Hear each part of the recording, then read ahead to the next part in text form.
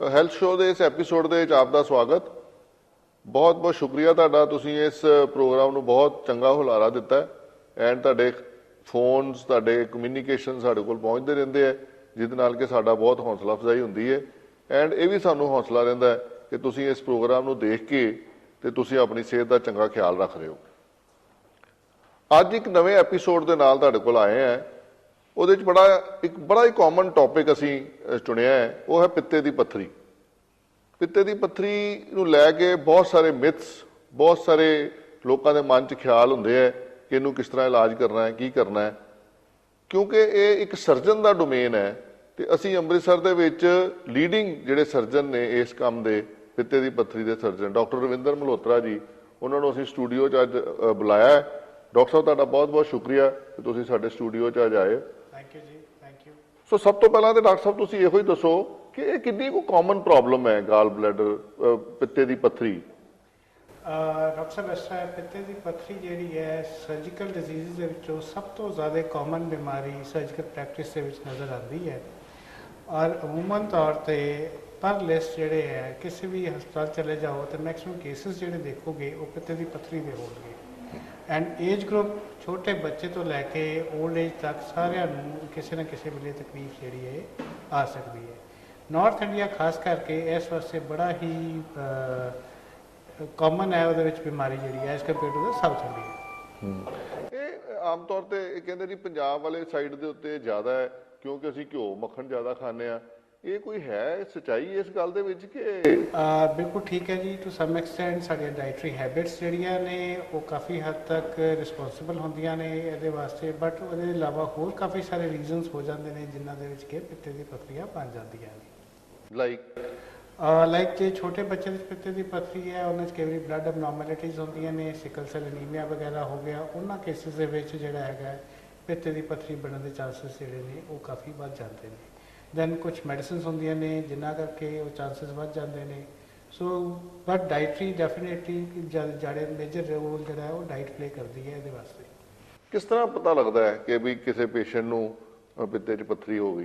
ਦੇਖੋ, most commonly ਜੇ patient ਨੂੰ ਸੱਜੇ ਪਾਸੇ ਦਰਦ ਉੱਠੀ ਹੈ, ਪਿੱਠ ਨੂੰ ਜਾ ਰਹੀ ਹੈ, ਉਹਦੇ ਨਾਲ ਅਲਟਰਾਸਾਊਂਡ ਕਰਾ ਕੇ ਤੇ ਕਨਫਰਮ ਕੀਤਾ ਜਾਂਦਾ ਹੈ ਕਿ ਵਾਕਈ ਇਹਨੂੰ ਪਿੱਤੇ ਦੀ ਪੱਥਰੀ ਹੈ।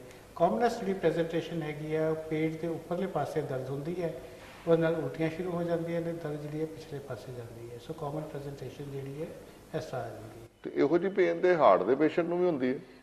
ਬਿਲਕੁਲ ਠੀਕ ਹੈ ਜੀ। ਔਰ ਬਹੁਤ ਕਾਮਨਲੀ ਪੇਸ਼ੈਂਟਸ ਜਿਹੜੇ ਨੇ ਉਹ ਹਾਰਟ ਦੀ ਪੇਨ ਸਮਝ ਕੇ ਉੱਥੇ ਚਲੇ ਜਾਂਦੇ ਨੇ ਤੇ ਜਦੋਂ ਅਲਟਰਾਸਾਊਂਡ ਕਰਾਈਏ ਤਾਂ ਪਤਾ ਲੱਗਦਾ ਹੈ ECG ਨਾਰਮਲ ਹੁੰਦੀ ਹੈ ਤੇ ਪਿੱਤੇ ਦੀ ਪੱਥਰੀ ਜਿਹੜੀ ਹੈ ਉਹ ਉਹਦੇ ਵਿੱਚ ਆ ਜਾਂਦੀ ਹੈ।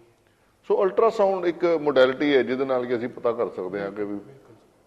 ਤੇ ਕਈ ਵਾਰੀ ਅਸੀਂ ਦੇਖਦੇ ਹਾਂ ਕਿ ਜਿਵੇਂ ਸਾਡੇ ਹਸਪੀਟਲ ਦੇ ਵਿੱਚ ਰੂਟੀਨ ਹੈਲਥ ਚੈੱਕਸ ਹੁੰਦੇ ਆ, ਜਿਹੜਾ ਪੇਸ਼ੈਂਟਸ ਨੂੰ ਕੋਈ ਪ੍ਰੋਬਲਮ ਨਹੀਂ ਹੈ ਉਹ ਸਾਡੇ ਕੋਲ ਆਉਂਦੇ ਆ ਤੇ ਅਸੀਂ ਉਹਨਾਂ ਦਾ ਰੂਟੀਨ ਅਲਟਰਾਸਾਊਂਡ ਆਰਡਰ ਕਰਦੇ ਹਾਂ ਤੇ ਉਹਦੇ 'ਚ ਪਿੱਤੇ ਦੀ ਪੱਥਰੀ ਆ ਜਾਂਦੀ ਤੇ ਮਰੀਜ਼ ਨੂੰ ਅਸੀਂ ਪੁੱਛੀਏ ਉਹ ਕਹਿੰਦਾ ਸਾਨੂੰ ਕੋਈ ਪ੍ਰੋਬਲਮ ਹੀ ਨਹੀਂ। ਬੜੀ ਕਾਮਨਲੀ ਇਹ ਚੀਜ਼ ਦੇਖਣ ਨੂੰ ਆਉਂਦੀ ਹੈ। ਮਰੀਜ਼ ਇਸ ਚੀਜ਼ ਵਾਸਤੇ ਕਨਫਿਊਜ਼ ਹੁੰਦਾ ਹੈ ਕਿ ਮੈਨੂੰ ਤਕਲੀਫ ਕੋਈ ਨਹੀਂ ਹੈ ਲੇਕਿਨ ਪਿੱਤੇ 'ਚ ਅਲਟਰਾਸਾਊਂਡ ਨੇ ਪੱਥਰੀ ਦੱਸਦੀ ਹੈ, ਹੁਣ ਮੈਂ ਕੀ ਕਰਾਂ।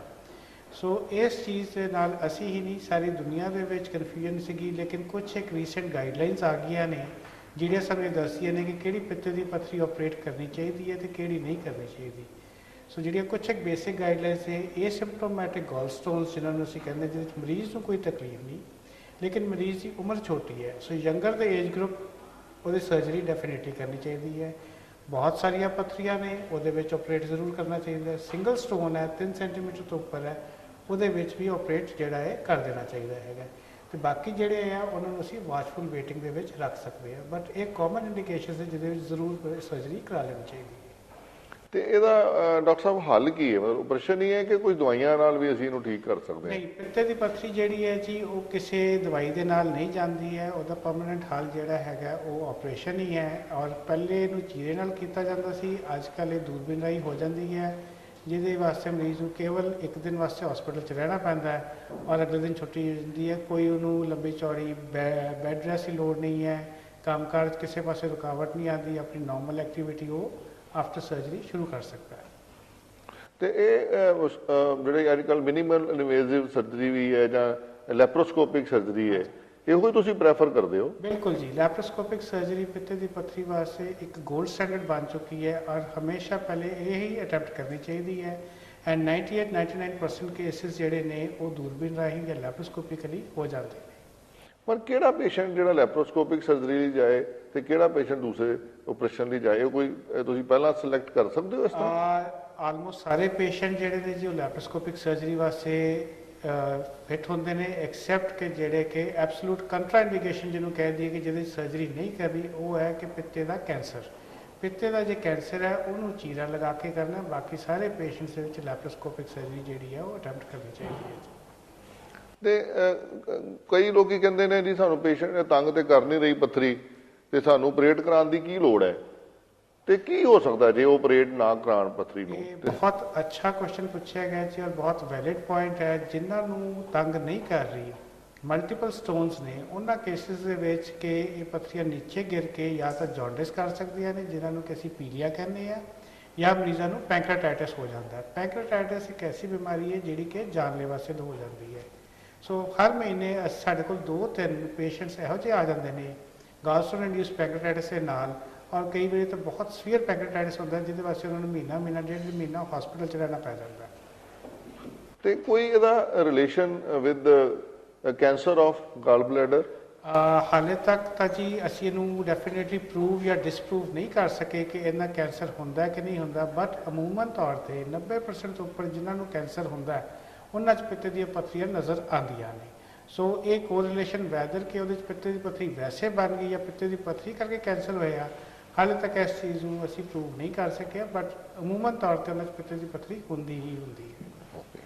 ਸੋ ਆਮ ਤੌਰ ਤੇ ਜਿਹੜੇ ਅਸੀਂ ਤੁਸੀਂ ਸਿੰਪਟਮਸ ਦੱਸ ਰਹੇ ਹੋ, ਡਿਸਪੈਪਸੀਆ ਜਾਂ ਖਾਣ ਤੋਂ ਬਾਅਦ ਕੋਈ ਪ੍ਰੋਬਲਮ ਹੁੰਦੀ ਹੈ, ਲੋਕੀ ਉਹਦੇ ਲਈ ਐਂਟਾਸਿਡਸ ਜਾਂ ਜਿਹੜੇ ਤੁਹਾਡੀਆਂ ਪੈਂਟੋਸਿਡ ਵਗੈਰਾ ਗੋਲੀਆਂ ਨੇ ਇਹ ਖਾਂਦੇ ਰਹਿੰਦੇ ਆ ਜੀ, ਐਂਡ ਅਲਟਰਾਸਾਊਂਡ ਆਪਣਾ ਕਰਾਉਂਦੇ ਹੀ ਨਹੀਂ। ਦੇਖੋ ਇਸ ਤਰ੍ਹਾਂ ਜੀ ਕਿ ਮੇਰੇ ਹਿਸਾਬ ਦੇ ਨਾਲ ਜੇ ਅਸੀਂ ਅੱਛੀ ਸਿਹਤ ਜੀਣਾ ਚਾਹੁੰਦੇ ਹਾਂ ਤੇ ਦਵਾਈਆਂ ਦੇ ਉੱਪਰ ਜੀਣਾ ਚਾਹੁੰਦੇ ਹਾਂ ਤੇ ਉਹ ਕੋਈ ਤੁਕ ਨਹੀਂ ਬਣਦਾ ਹੈ। ਜੇ ਕੋਈ ਇਹੋ ਜਿਹੇ ਸਿੰਪਟਮਸ ਆ ਰਹੇ ਨੇ, ਪਹਿਲੇ ਉਸ ਸਿੰਪਟਮ ਦਾ ਕਾਰਨ ਲੱਭਣਾ ਚਾਹੀਦਾ, ਦੈਨ ਉਹਦੇ ਹਿਸਾਬ ਨਾਲ ਇਲਾਜ ਕਰਾਉਣਾ ਚਾਹੀਦਾ। ਜੇ ਤੁਹਾਨੂੰ ਡਿਸਪੈਪਸੀਆ ਜਾਂ ਗੈਸ ਜਿਹੜੀ ਬਣ ਰਹੀ ਹੈ ਉਹ ਪਿੱਤੇ ਦੀ ਪੱਥਰੀ ਕਰਕੇ ਬਣ ਰਹੀ ਹੈ, ਇਲਾਜ ਉਹਦਾ ਨਹੀਂ ਕਰਾਇਆ ਜਾ ਰਿਹਾ ਤੇ ਗੋਲੀਆਂ ਖਾਂਦੇ ਜਾ ਰਹੇ ਹੋ, ਉਹ ਲੇਟਰ ਔਨ ਤੁਸੀਂ ਆਪਣੇ ਆਪ ਹੀ ਮੁਸੀਬਤ ਨੂੰ ਬੁਲਾ ਰਹੇ ਹੋ, ਜਿਹੜਾ ਕਿ ਇੱਕ ਛੋਟੇ ਜਿਹੇ ਆਪਰੇਸ਼ਨ ਨਾਲ ਠੀਕ ਕੀਤੀ ਜਾ ਸਕਦੀ ਹੈ। ਹਾਂ, ਆਮ ਤੌਰ ਤੇ ਤੁਸੀਂ ਲੋਕੀ ਡਾਕਟਰ ਕੋਲ ਜਾਣਾ ਹੀ ਅਵੋਇਡ ਕਰਦੇ ਆ। ਉਹ ਕਹਿੰਦੇ ਇਹ ਕਿਹੜੀ ਪ੍ਰੋਬਲਮ ਹੈ, ਤੇ ਗੈਸ ਦੀ ਪ੍ਰੋਬਲਮ ਹੈ, ਕੈਮਿਸਟ ਸ਼ਾਪ ਕੋਲੋਂ ਦਵਾਈ ਲੈ ਕੇ ਖਾ ਲਾਂਗੇ ਠੀਕ ਹੋ ਜਾਏਗੀ। ਦੇਖੋ ਗੈਸ ਦੀ ਪ੍ਰੋਬਲਮ ਦੇ ਬੜੇ ਸਾਰੇ ਕਾਰਨ ਹੋ ਜਾਂਦੇ ਨੇ, ਸਟਾਰਟਿੰਗ ਫਰੋਮ ਗਾਲ ਬਲੈਡਰ ਟੂ ਕਾਰਡਿਅਕ ਪ੍ਰੋਬਲਮ। ਸੋ ਇਹਨੂੰ ਜ਼ਰੂਰ ਇਵੈਲੂਏਟ ਕਰਨਾ ਚਾਹੀਦਾ ਹੈ ਔਰ ਉਹਦੇ ਹਿਸਾਬ ਨਾਲ ਇਹਦਾ ਇਲਾਜ ਜਿਹੜਾ ਹੈ ਉਹ ਪੂਰਾ ਕਰਨਾ ਚਾਹੀਦਾ ਹੈ। ਹਾਂ, ਮਤਲਬ ਇਹ ਸਿਮਿਲਰਲੀ ਦਿਸ ਹੈਪਨ ਸਾਡੇ ਜਿਹੜੇ ਹਾਰਟ ਦੇ ਪੇਸ਼ੈਂਟ ਨੇ, ਉਹਦੇ ਵਿੱਚ ਵੀ ਲੋਕੀ ਇਸ ਤਰ੍ਹਾਂ ਹੀ ਗੈਸ ਦੇ ਸਿੰਪਟਮਸ ਵਾਂਗੂ ਗੋਲੀਆਂ ਖਾਂਦੇ ਰਹਿੰਦੇ ਨੇ ਐਂਡ ਅਲਟੀਮੇਟਲੀ ਮੁੜ ਕੇ ਹਾਰਟ ਅਟੈਕ ਨਾਲ ਸਾਡੇ ਕੋਲ ਲੈਂਡ ਕਰ ਦਿੰਦੇ ਆ। ਬਿਲਕੁਲ ਤੁਸੀਂ ਠੀਕ ਕਹਿ ਰਹੇ ਹੋ, ਔਰ ਹਰ ਇੱਕ ਸਿੰਪਟਮ ਨੂੰ ਤੁਸੀਂ ਉਸ ਵੇਲੇ ਸਿਰ ਇਵੈਲੂਏਟ ਕਰ ਲੋਗੇ, ਇਲਾਜ ਕਰਾ ਲੋਗੇ ਤੇ chances of survival and positive outcome ਕਿ ਅੱਛੇ ਰਿਜ਼ਲਟਸ ਜਿਹੜੇ ਮਿਲਣ ਦੇ ਚਾਂਸਸ ਜਿਹੜੇ ਨੇ ਉਹ ਹਮੇਸ਼ਾ ਵੱਧ ਜਾਂਦੇ ਨੇ। ਸੋ ਛੇਤੀ ਆਪਣੇ ਆਪ ਨੂੰ ਇਵੈਲੂਏਟ ਕਰਾ ਕੇ ਉਹਦਾ ਸਹੀ ਤਰੀਕੇ ਨਾਲ ਇਲਾਜ ਕਰਾਇਆ ਜਾਵੇ।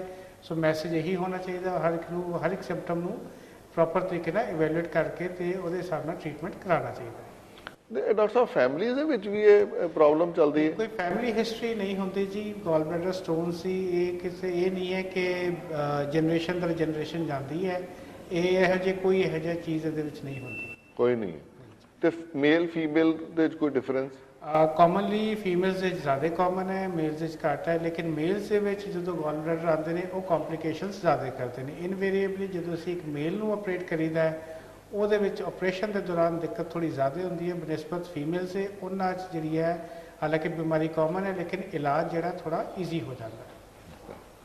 ਤੇ ਜੇ ਅਸੀਂ ਲੈਪਰੋਸਕੋਪਿਕ ਜਿਹੜੀ ਸਰਜਰੀ ਹੈ ਇਹ ਅੱਜ ਕੱਲ ਬੜੀ ਕਾਮਨ ਹੋ ਰਹੀ ਹੈ, ਹਾਂਜੀ, ਇਹਦੇ ਵਿੱਚ ਵੀ ਐਕਸਪਰਟਿਜ਼ ਜਾਂ ਕਿੱਥੋਂ ਆਪਰੇਸ਼ਨ ਕਰਾਉਣਾ ਚਾਹੀਦਾ ਇੱਕ ਆਮ ਬੰਦੇ ਨੂੰ? ਡੈਫੀਨੇਟਲੀ ਜੀ ਕੋਈ ਵੀ ਜਿਹੜਾ ਤੁਸੀਂ ਆਪਰੇਸ਼ਨ ਕਰਾਉਣਾ ਹੈਗਾ ਉਸ ਤੋਂ ਪਹਿਲੇ ਇਹ ਚੀਜ਼ ਜ਼ਰੂਰੀ ਹੈ ਕਿ ਜਿਹੜਾ ਸਰਜਨ ਹੈ ਉਹਦੀ ਕਿੰਨਾ ਕੁ ਐਕਸਪੀਰੀਅੰਸ ਹੈ। ਜਿੰਨਾ ਜ਼ਿਆਦਾ ਐਕਸਪੀਰੀਅੰਸ ਸਰਜਨ ਹੋਏਗਾ ਉਨੀਆਂ ਕੰਪਲਿਕੇਸ਼ਨਸ ਦੇ ਚਾਂਸਸ ਘੱਟ ਹੋਣਗੇ, ਉਹਨੇ ਤੁਹਾਨੂੰ ਰਿਜ਼ਲਟਸ ਜਿਹੜੇ ਨੇ ਬੈਟਰ ਮਿਲਣਗੇ।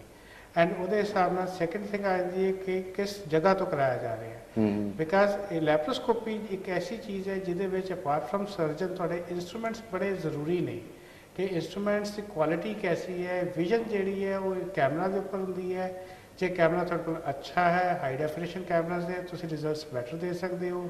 ਕੈਮਰੇ ਦੀ ਵਿਜ਼ਨ ਪ੍ਰੋਪਰ ਨਹੀਂ ਹੈ, ਡੈਫੀਨੇਟਲੀ ਤੁਸੀਂ ਸਰਜਰੀ ਦੇ ਰਿਜ਼ਲਟਸ ਤੁਹਾਡੇ ਖਰਾਬ ਹੋ ਜਾਂਦੇ ਨੇ। ਸੋ ਇਹ ਬੜੇ ਸਾਰੇ ਫੈਕਟਰਸ ਨੇ ਜਿਹੜੇ ਕਿ ਸਰਜਰੀ ਨੂੰ ਗਾਈਡ ਕਰਦੇ ਨੇ ਕਿ ਸਰਜਰੀ ਕਿੱਥੇ ਤੁਹਾਨੂੰ ਅੱਛੇ ਰਿਜ਼ਲਟਸ ਮਿਲ ਸਕਦੇ ਨੇ ਔਰ ਕਿੱਥੇ ਤੁਹਾਡੇ ਰਿਜ਼ਲਟਸ ਜਿਹੜੇ ਨੇ ਉਹ ਖਰਾਬ ਹੋ ਸਕਦੇ ਨੇ।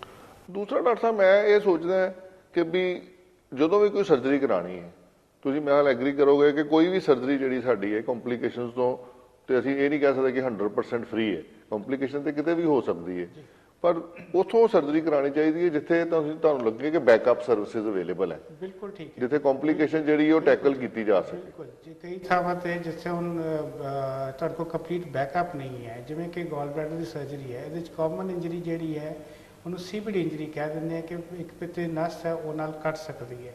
ਸੋ ਜੇ ਨਸ ਕੱਟੀ ਗਈ ਹੈ, ਤੁਹਾਡੇ ਕੋਲ ਬੈਕਅਪ ਹੈਗਾ, ਉਸੇ ਵੇਲੇ ਤੁਹਾਡੇ ਕੋਲ ਮੈਡੀਕਲ ਗੈਸਟ੍ਰੋਐਂਟਰੋਲੋਜਿਸਟ ਉਹਦੀ ERCP ਕਰਕੇ ਸਟੈਂਡਿੰਗ ਕਰ ਦੇਣ ਤੇ ਕੰਪਲਿਕੇਸ਼ਨ ਮਿਨੀਮਾਈਜ਼ ਹੋ ਜਾਂਦੀਆਂ ਨੇ, ਪੇਸ਼ੈਂਟ ਦੀ ਰਿਕਵਰੀ ਫਿਰ ਬਿਹਤਰ ਹੋ ਜਾਂਦੀ ਹੈ। ਤੇ ਜੇ ਤੁਹਾਡੇ ਕੋਲ ਬੈਕਅਪ ਨਹੀਂ ਹੈ ਤੇ ਦੈਨ ਤੁਹਾਡੇ ਰਿਜ਼ਲਟਸ ਜਿਹੜੇ ਨੇ ਉਹ ਪੂਰ ਹੋ ਸਕਦੇ ਨੇ, ਮਰੀਜ਼ ਨੂੰ ਵੀ ਰਿਸਕ ਜਿਹੜਾ ਉਹ ਵੱਧ ਜਾਂਦਾ ਹੈ। ਸਿਮਿਲਰਲੀ ਜੇ ਓਲਡ ਏਜ ਪੇਸ਼ੈਂਟ ਹੈਗਾ ਜਿੱਥੇ ਕਾਰਡਿਅਕ ਬੈਕਅਪ ਨਹੀਂ ਹੈਗਾ, ਤੁਸੀਂ ਉੱਥੇ ਸਰਜਰੀ ਕਰਾਉਣ ਲੱਗੇ ਹੋ, ਤੁਹਾਨੂੰ ਫਿਰ ਉਹ ਦਿੱਕਤ ਆ ਸਕਦੀ ਹੈ। ਬਿਕਾਜ਼ ਇਹ ਜਿਹੜੀ ਸਰਜਰੀਜ਼ ਪ੍ਰੈਫਰੇਬਲੀ ਉਸ ਥਾਂ ਤੇ ਹੋਣੀ ਚਾਹੀਦੀਆਂ ਨੇ ਜਿੱਥੇ ਅੰਡਰ ਵਨ ਰੂਫ ਤੁਹਾਨੂੰ ਸਾਰੀਆਂ ਸਰਵਿਸਿਜ਼ ਜਿਹੜੀਆਂ ਨੇ ਉਹ ਮਿਲ ਜਾਣ। ਤੇ ਇਹਦਾ ਐਕਸਪੈਂਸ ਕਿੰਨਾ ਕੁ ਹੈ ਜੀ ਅੱਜ ਕੱਲ?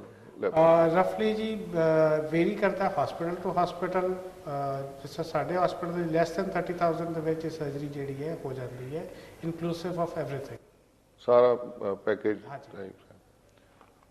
ਚਲੋ ਡਾਕਟਰ ਸਾਹਿਬ, ਬਹੁਤ ਬਹੁਤ ਸ਼ੁਕਰੀਆ ਤੁਹਾਡਾ ਜੀ ਕਿ ਤੁਸੀਂ ਇਹ ਬੜੇ ਵਿਸਥਾਰਪੂਰਵਕ ਤਰੀਕੇ ਦੇ ਨਾਲ ਇਸ ਪ੍ਰੋਬਲਮ ਬਾਰੇ ਸਾਨੂੰ ਦੱਸਿਆ।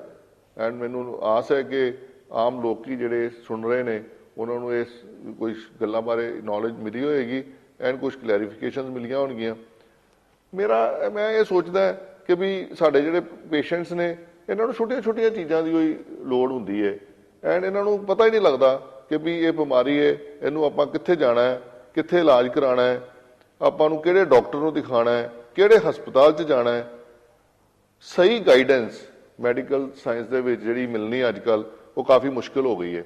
ਸੋ ਇਸ ਪ੍ਰੋਗਰਾਮ ਦਾ ਵੀ ਸਾਡਾ ਬੇਸਿਕ ਪਰਪਸ ਇਹੋ ਹੀ ਹੈ ਕਿ ਅਸੀਂ ਜਨਰਲ ਜੀ ਚੀਜ਼ ਲੋਕਾਂ ਨੂੰ ਦੱਸ ਸਕੀਏ ਜਿਹਦੇ ਨਾਲ ਕਿ ਇੱਕ ਰਸਤਾ ਕਿਸੇ ਬੰਦੇ ਨੂੰ ਮਿਲ ਜਾਏ ਕਿ ਵੀ ਉਹਨੂੰ ਆਪਣੇ ਜਿਹੜੇ ਸਿੰਪਟਮਸ ਨੇ ਉਹਨਾਂ ਨੂੰ ਅਸੀਂ ਕਿੱਥੇ ਦਿਖਾਣਾ ਹੈ ਤੇ ਕਿਹੜੇ ਹਸਪਤਾਲ 'ਚ ਦਿਖਾ ਸਕਦੇ ਹਾਂ। ਸੋ ਅਸੀਂ ਇਹ ਉਪਰਾਲਾ ਕਰਦੇ ਰਵਾਂਗੇ ਅੱਗੋਂ ਵੀ।